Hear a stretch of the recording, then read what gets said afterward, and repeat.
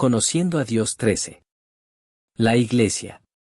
La palabra iglesia aparece por primera vez en el Nuevo Testamento, pero el significado de la iglesia ya comienza en el Antiguo Testamento, a través del templo. El templo, construido por David y Salomón, servía como lugar de adoración para el pueblo de Israel. Antes del templo, este rol lo cumplía el tabernáculo, construido por Moisés. El tabernáculo era el lugar de encuentro entre Dios y su pueblo. Sin embargo, cuando la Escritura habla de la iglesia, se refiere más a una comunidad que a un edificio. Veamos ahora la historia y el significado de la iglesia, comenzando con el tabernáculo. El tabernáculo y Jesucristo. El tabernáculo consistía en el atrio exterior, la entrada, el altar de bronce, la fuente, el lugar santo y el lugar santísimo. La cerca exterior marcaba un límite claro entre lo de adentro y lo de afuera, de unos 2.5 metros de altura, de modo que nadie podía ver desde fuera. Solo al entrar por medio de Jesucristo se puede encontrar lo verdadero, aquello que no se puede conocer desde el mundo. La puerta del tabernáculo daba al oriente, y solo existía una entrada. La tribu de Judá acampaba justo frente a esa puerta. Jesús dijo: Yo soy la puerta de las ovejas. Yo soy la puerta, el que por mí entrare, será salvo, y entrará, y saldrá, y hallará pastos. Él nació de la tribu de Judá. La puerta no tenía umbral y medía unos 10 metros de ancho, simbolizando que cualquiera puede entrar. La salvación no se basa en condiciones, es la gracia de Dios dada a quienes invocan su nombre. Al entrar al atrio del tabernáculo, lo primero que se encontraba era el altar de bronce. Estaba hecho de madera de acacia, una de las más comunes, incluso aparentemente inútiles, del desierto, y recubierto de bronce. Este altar prefigura la cruz. Incluso la persona más inútil encuentra expiación a través de la cruz. Luego venía la fuente de bronce, usada regularmente para el lavado santo. Estaba hecha con los espejos de las mujeres, y representa una vida de santidad. Al entrar al lugar santo, se veía el candelabro, la mesa con los panes de la presencia y el altar del incienso. El lugar santo era un espacio rectangular, y detrás se encontraba el lugar santísimo. Las cubiertas del tabernáculo constaban de 4 capas, simbolizando la vida, el reinado, el sufrimiento y la pureza de Cristo. La capa exterior era de pieles de marsopa, ásperas y poco atractivas, prefigurando a Jesús, quien no tenía belleza ni majestad para atraernos hacia él. Dentro del tabernáculo no había ventanas. La única fuente de luz era el candelabro. Tenía forma de flores de almendro. El almendro es el primero en florecer tras el invierno, y representaba la resurrección y el poder de Cristo. El candelabro fue labrado de un solo talento de oro puro, símbolo del sufrimiento. La mesa con los panes de la presencia era el único lugar dentro del tabernáculo donde se podía comer. Representa la mesa de la palabra. Aunque el interior estaba recubierto de oro y lino fino, el piso seguía siendo de tierra, simbolizando el estado pecaminoso de la humanidad. Por eso debemos alimentarnos cada día del pan de vida y atesorar su palabra para no pecar. El altar del incienso era el lugar de la oración donde se busca la voluntad de Dios. También estaba hecho de madera de acacia recubierta de oro, simbolizando que los pecadores ahora pueden orar a Dios por medio de Cristo. El velo separaba el lugar santo del lugar santísimo, pero fue rasgado por la obra de Jesús en la cruz. Ahora el pueblo de Dios puede acercarse directamente a él por medio de Jesucristo. Dentro del lugar santísimo estaban el propiciatorio y el arca del pacto. El propiciatorio estaba hecho de madera de acacia recubierta de oro puro, y 2 querubines con alas extendidas lo cubrían. Fue sobre ese propiciatorio donde Dios habló a Moisés. Este lugar representa la presencia de Dios y es el lugar de la revelación divina. Dentro del arca estaban las tablas de piedra de los 10 mandamientos, la vara de Aarón que reverdeció y una vasija con maná. El arca representa la justicia de Dios, el propiciatorio, su amor y misericordia. Esta es la cruz de Jesucristo. La justicia y el amor de Dios son inseparables, y se revelan plenamente en Jesucristo. Por lo tanto, la Iglesia es la comunidad de Dios edificada alrededor de Jesucristo. El templo y Jesucristo. El tabernáculo fue construido cuando el pueblo de Israel salió de Egipto. Dios dio a Moisés instrucciones detalladas, y el tabernáculo fue completado tal como Dios lo había mandado. Luego, el tabernáculo permaneció con Israel durante los 40 años en el desierto, en el tiempo de Josué, e incluso hasta el final del período de los jueces. No fue sino hasta la época de Samuel, el último juez, que Israel seguía encontrándose con Dios, no en un templo, sino en el tabernáculo. Después de la muerte de Samuel, el profeta Natán comunicó el deseo de David de construir un templo para Dios. Y el Señor escogió al hijo de David, Salomón, para llevar a cabo esa tarea. Salomón finalmente edificó el templo y ofreció una oración de dedicación a Dios. Que tus ojos estén abiertos de noche y de día sobre este templo, sobre este lugar del cual dijiste, mi nombre estará allí, y que escuches la oración que tu siervo haga hacia este lugar. Escucha la súplica de tu siervo y de tu pueblo Israel cuando oren en dirección a este lugar. Escucha desde el cielo, el lugar donde habitas, y cuando escuches, perdona. Y Salomón continuó. Escucha desde el cielo, lugar donde habitas, y haz lo que el extranjero te pida, para que todos los pueblos de la tierra conozcan tu nombre y te teman, como lo hace tu pueblo Israel, y sepan que esta casa que he edificado lleva tu nombre. Cuando tu pueblo salga a la guerra contra sus enemigos, por el camino que tú los envíes, y oren al Señor en dirección a la ciudad que tú has escogido y al templo que he edificado a tu nombre, entonces escucha desde el cielo su oración y su súplica, y defiende su causa.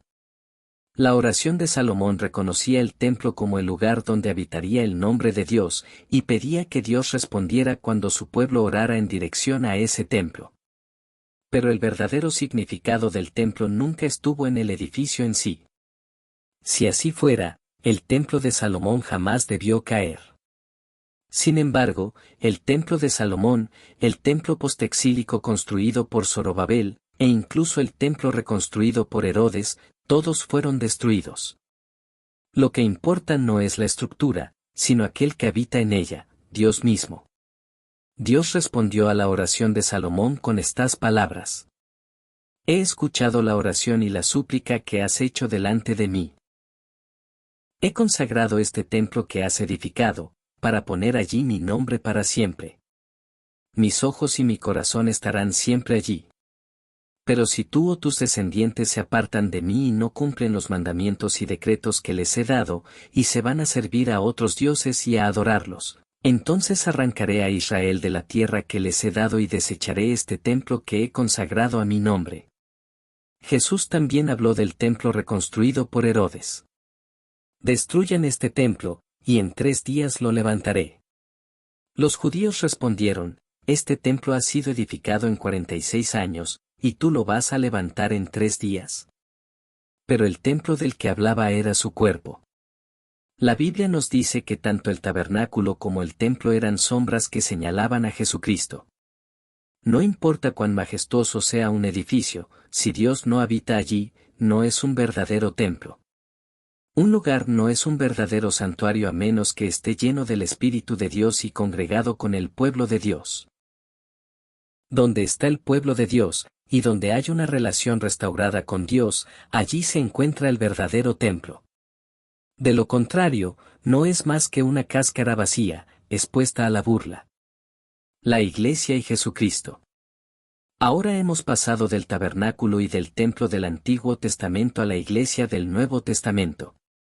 Una vez más, debemos enfatizar que la Iglesia no es un edificio, es una relación.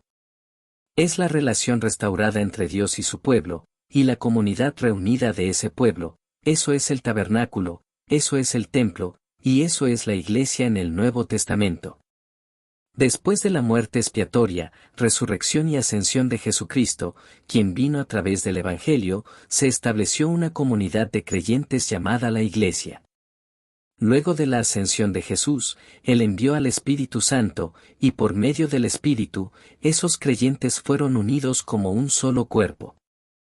Este es el plan. Reunir todas las cosas, tanto las del cielo como las de la tierra, bajo Cristo cuando se cumpla el tiempo señalado. Dios sometió todas las cosas al dominio de Cristo, y lo dio como cabeza de toda la Iglesia, la cual es su cuerpo, la plenitud de aquel que lo llena todo por completo.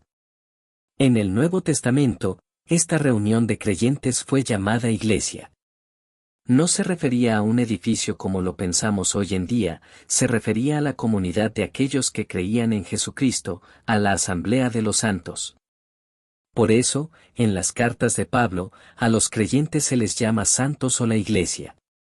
Pero Saulo se dedicaba a perseguir la Iglesia. Entraba casa por casa y arrastraba a hombres y mujeres para meterlos en la cárcel. Arriesgaron su vida por mí. No solo yo, sino todas las iglesias de los gentiles, están agradecidas con ellos. Salúdense unos a otros con un beso santo.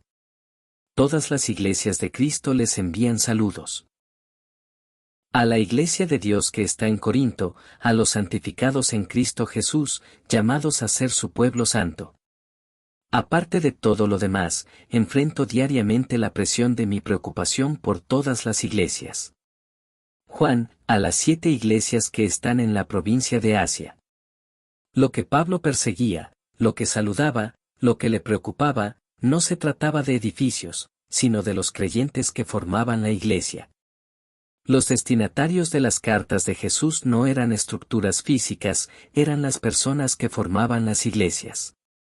La verdadera iglesia es el pueblo de Dios, la comunidad de aquellos que creen en Jesucristo. Cristo y el cristiano. Ahora entendemos que la verdadera iglesia no es un edificio, sino Jesucristo mismo. Y así como el Espíritu Santo, enviado por medio del Evangelio a través de Jesús, habita en los corazones de los creyentes, aquellos que reciben a Cristo también se convierten en templo. No es que los pecadores se vuelvan templo de Dios por sí mismos, sino que, porque el Espíritu de Jesucristo habita en ellos, se convierten en su templo. ¿No saben que ustedes son templo de Dios, y que el Espíritu de Dios habita en medio de ustedes? Si alguno destruye el templo de Dios, Dios lo destruirá a él, porque el templo de Dios es sagrado, y ustedes son ese templo. ¿No saben que su cuerpo es templo del Espíritu Santo, quien está en ustedes y al que han recibido de parte de Dios? Ustedes no son sus propios dueños, fueron comprados por un precio. Por tanto, honren a Dios con su cuerpo. En él todo el edificio, bien armado, se va levantando para llegar a ser un templo santo en el Señor. En él también ustedes son edificados juntamente, para ser morada de Dios por su Espíritu. Así como un cristiano es una persona que pertenece a Dios, la iglesia también pertenece a Dios. Ustedes han oído de mi conducta anterior en el judaísmo, de cómo perseguía con violencia a la iglesia de Dios, tratando de destruirla. Pablo, apóstol de Cristo Jesús por la voluntad de Dios, y el hermano Timoteo, a la iglesia de Dios que está en Corinto, junto con todo el pueblo santo en toda Acaya. Así que cuando hablamos de la iglesia, en última instancia estamos hablando de la comunidad de creyentes que están llenos del Espíritu de Dios. Eso no significa que el edificio físico de la iglesia no sea importante. Es importante tener un lugar habitual para reunirse en adoración, y si es posible, es bueno contar con un templo. Pero la esencia de la iglesia no es el edificio. Debemos recordar, la verdadera iglesia no es de ladrillo y cemento, sino la comunidad de fe que se reúne en la plenitud del Espíritu Santo, con Jesucristo, nuestro verdadero tabernáculo y templo, habitando en nuestros corazones.